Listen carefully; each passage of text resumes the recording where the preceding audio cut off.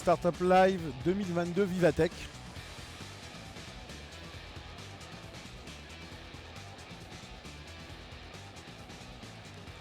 Alors vous êtes avec Farid Arab, je suis entrepreneur et podcasteur et je suis aujourd'hui à Vivatech et je suis accompagné donc d'un collègue algérien, le média qui s'appelle TK Podcast.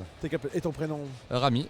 Voilà, et on essaye donc d'avoir le CEO, on va lui poser des questions pièges, des questions intéressantes. Et Mohamed, d'accord, est-ce que tu peux nous parler de ton projet ? Merci beaucoup en tous les cas, très content de pouvoir partager avec vous. Donc je suis le cofondateur de Punchworld. Punchworld, c'est un réseau social décentralisé construit sur la blockchain Phantom. C'est un peu un équivalent de réseau social traditionnel comme Instagram, sauf que dans notre cas, les contenus appartiennent aux créateurs qui sont transformés en NFT, donc en actifs digital. Et le réseau permet aux marques de lancer des campagnes digitales avec beaucoup de petits créateurs, donc qui a un impact viral beaucoup plus important, contrairement au réseau classique. Donc on essaie un peu d'imposer un modèle Web3 à ce secteur des réseaux sociaux. Alors, ce qu'on va peut-être déjà faire rapidement, donc on est Web 1, Web 2, Web 3. Rapidement, Web 1, c'était du web statique. Exactement. Web 2, c'est le réseau social. Web 3, à nous, redonnez-nous nos données personnelles. Ah, c'est exactement ça. En fait, on est encore dans le Web 2, donc ce Web 2 qui a permis d'interagir, qui a créé des géants comme les GAFAM. Mais certains pensent que c'est une petite anomalie de l'histoire, que des boîtes puissent avoir un marché mondial de cette taille et conserver toutes les données, plus tous les revenus. Le Web3, c'est plutôt les utilisateurs qui reprennent le pouvoir et qui non seulement sont propriétaires de leur contenu, de leurs données, mais qui aussi sont capables de générer des revenus grâce à cette économie digitale.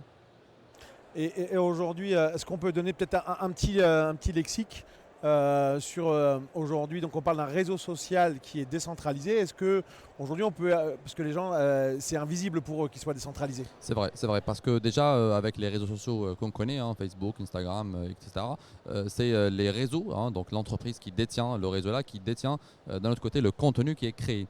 Et là, nous, on ne fait pas attention vu qu'il n'y a pas de problème, personne n'avait jamais revendiqué une propriété d'une photo qu'il a partagée ou d'une vidéo ou d'un post, etc.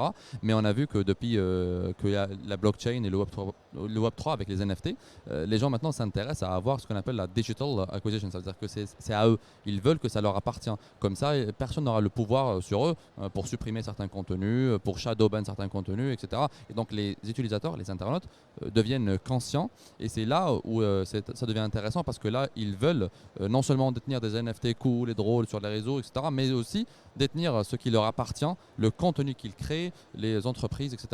Les photos et images et autre chose.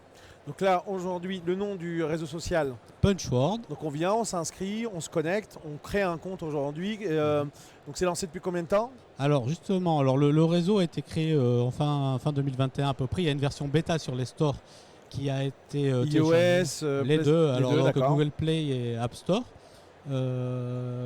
Et on a en parallèle lancé notre ICO, le Punchy Token. Donc en fait, on a une version bêta de l'appli sur les réseaux. Et à la fin de l'ICO, quand le token sera listé en novembre, on aura la version finale de l'appli. Et qui sera la version totalement décentralisée grâce à notre token qui a été construit sur la blockchain Phantom. Donc il y a une blockchain très efficace, on pourra en parler, mais qui permettra non seulement aux annonceurs de créer des transactions sur le réseau en direct avec les créateurs, mais aussi aux détenteurs du Punchy Token d'avoir des droits de gouvernance, donc pouvoir décider des prochaines fonctionnalités, décider de l'algorithme, des règles d'utilisation. Voilà. Ouais, donc on est vraiment dans le Web 3 où aujourd'hui l'utilisateur, c'est centré utilisateur. L'utilisateur a le pouvoir. La modération, comment ça se passe dans ces cas-là puisque la centralisation permet la modération et comment on modère un réseau social qui n'a pas de niveau central.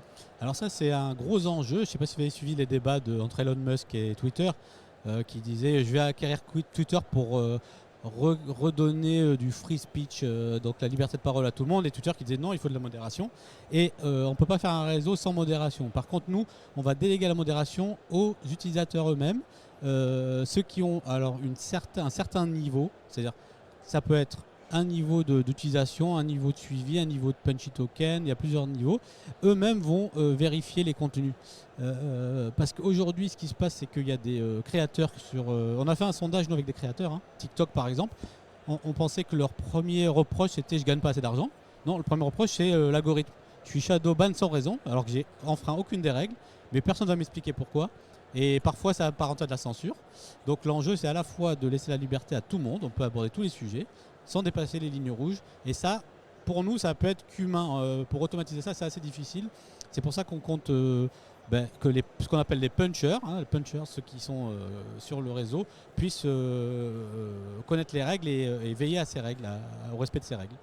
Donc là, aujourd'hui, vous êtes basé Vous êtes alors, basé où? Alors la société, elle est basée à Genève, parce qu'en fait la Suisse, c'est un des pays les plus crypto-friendly aujourd'hui. Donc c'est surtout pour le cadre. Mais les équipes sont en France et en Algérie pour l'équipe technique. D'accord, donc c'est une start-up, on va dire, euro-africaine. Ah, ça c'est important parce que vous savez, il y a une zone qu'on appelle EMEA, c'est Europe, Middle East, Africa. Et il n'y a pas encore de très gros réseaux sociaux de cette zone. Les réseaux sociaux sont dominés par les États-Unis et la Chine. Il y a un vrai enjeu pour notre zone, qui est une zone finalement assez intégrée, hein, quand on prend Europe, Moyen-Orient, Afrique. Créer des réseaux sociaux, on espère qu'on ne sera pas le seul d'ailleurs, hein, parce que l'idée du Web3 c'est qu'il y ait plein d'acteurs. On aimerait être sur toute la zone. Nous on a aujourd'hui des utilisateurs en France, en Suisse, en Allemagne, en Afrique, Nigeria, on en a pas mal. Voilà. Combien d'utilisateurs aujourd'hui vous comptez sur le réseau social? Alors pour l'instant on a deux types d'utilisateurs. On a ceux qui ont téléchargé l'application.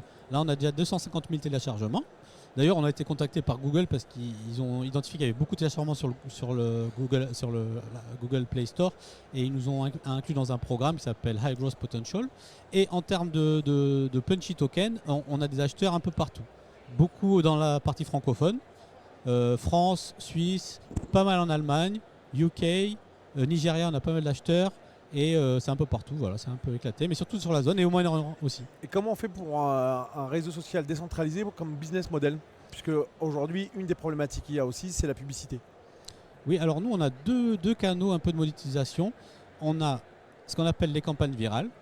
C'est, là je vois le stand de L'Oréal. L'Oréal, par exemple, veut lancer une campagne avec Je le vaux bien ou un autre slogan.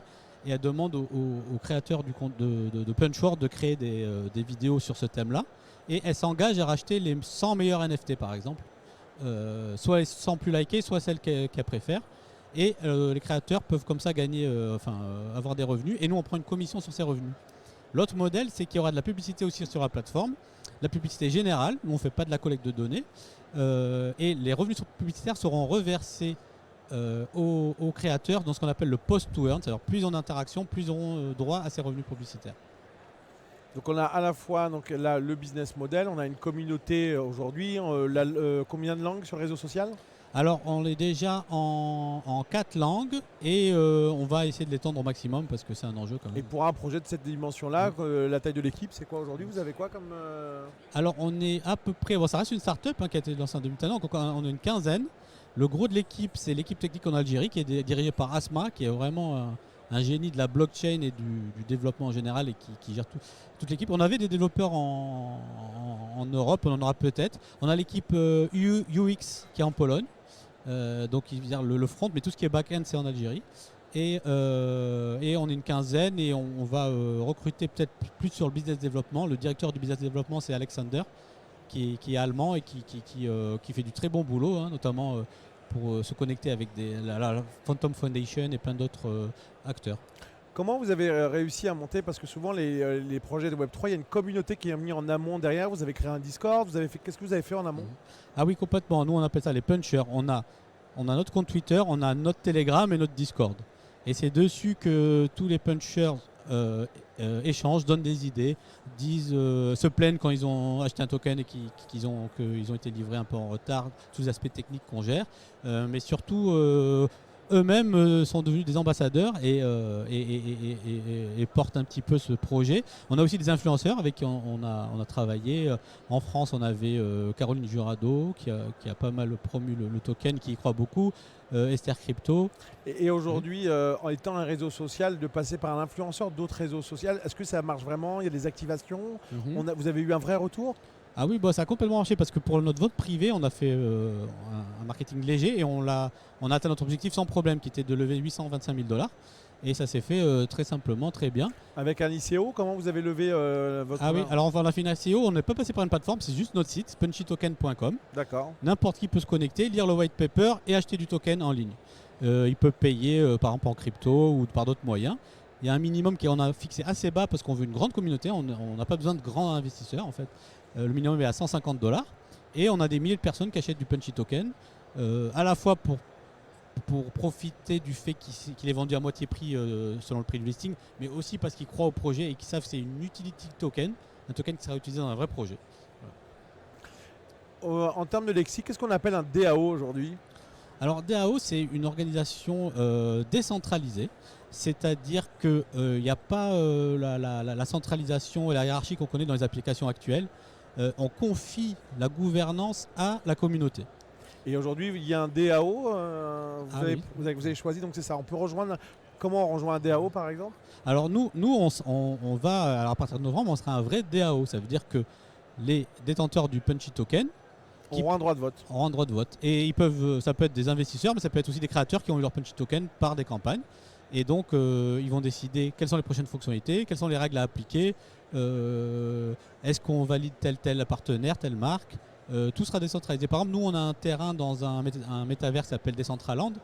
Donc, on fait de la promo sur le terrain.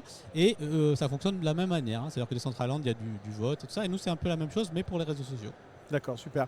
Écoute, merci beaucoup. On peut vous retrouver où? TechUp, on le retrouve où? Ah bah, surtout les réseaux sociaux, hein, Instagram, Facebook et YouTube. Et les médias, ça parle de quoi exactement? Alors ça parle de tout ce qui concerne les startups et les entrepreneurs et la technologie.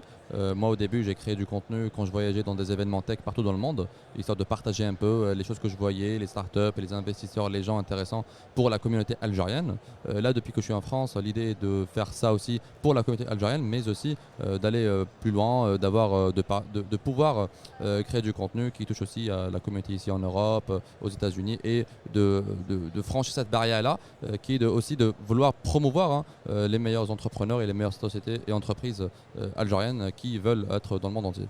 Mohamed, un site web, comment on fait? Comment on vous rejoint? Alors le plus simple, c'est punchytoken.com, punchy avec un Y. Vous cliquez sur le white paper et vous aurez tout le business model, tout ce qu'on fait, le tokenomics, et vous comprendrez. Et l'application bêta, vous pouvez la télécharger sur les stores, qui s'appelle Punchworld. Donc elle vous permettra d'ajouter Enfin, c'est un réseau social classique, mais qui vous permettra avec la première fonctionnalité d'ajouter des citations et des punchlines que vous retrouvez dans des bibliothèques. Et c'est une fonctionnalité qui marche très bien, ça. Génial, merci beaucoup. Et donc on vous retrouve sur les réseaux sociaux. Merci. Et puis merci beaucoup. Merci beaucoup.